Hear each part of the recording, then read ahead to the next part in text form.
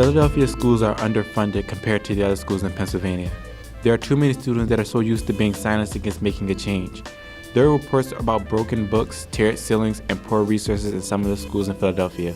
Most students in Philadelphia aren't even aware of the way school funding works and how it affects them. It's time to reach out and aim to make a change.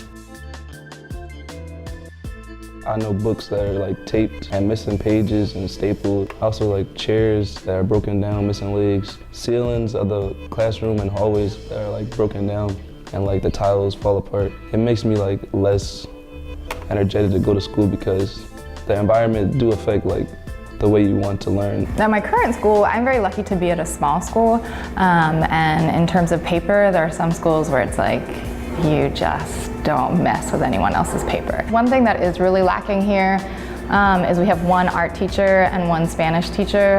We don't have like dance and we don't have any music of any kind. Our resources are low and not up to date. For example, our calculators are old. Some of them don't even work.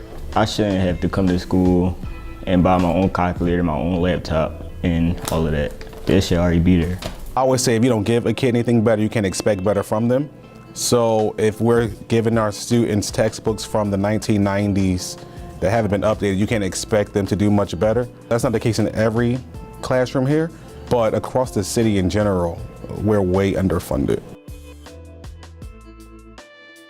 I'm like not that aware like the specifics of school funding, but I know that it affects the quality of your surroundings in the school and the environment. Citizens of Philadelphia or Pennsylvania pay tax from their property, and that tax goes to school funding. In Pennsylvania, 55% of property taxes are supposed to go to schools.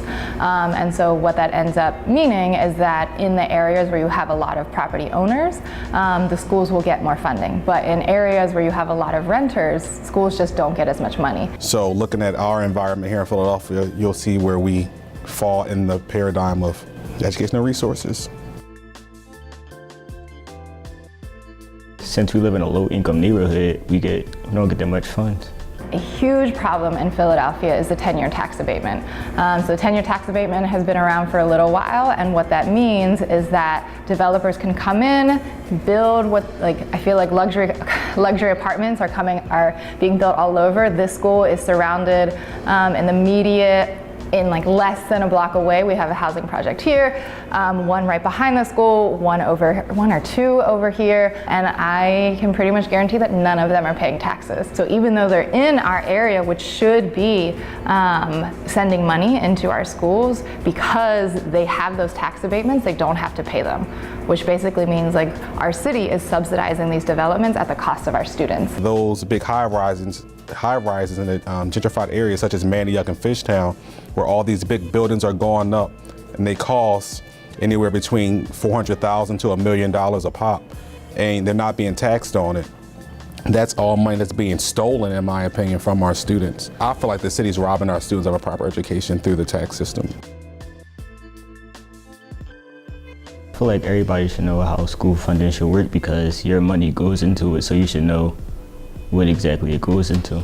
A lot of research has shown that the number one indicator of if a student is going to be successful in school is if they live in poverty. And so I think if they live in poverty, they're more likely to go to a school that has less resources. And then on top of that, if you have less access to resources in the school, that means you are not able to buy new textbooks, new materials for your students. That means your class sizes are going to be bigger, which all of those are huge factors in terms of if we're able to actually provide effective education for our students. So in my mind, a lot of the schools that get more support are the schools that have a strong alumni base, as well as parent support. A lot of times we want to complain that our kids are not getting anything and that things are the way they are, but nobody's supporting our kids.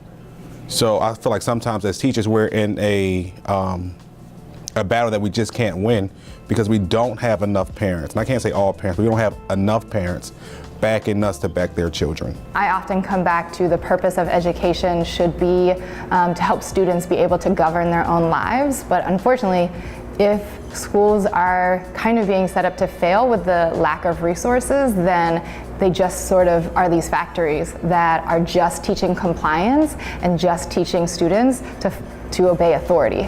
So then we're just setting up our students to fail and be really dependent on a system that has not worked for them.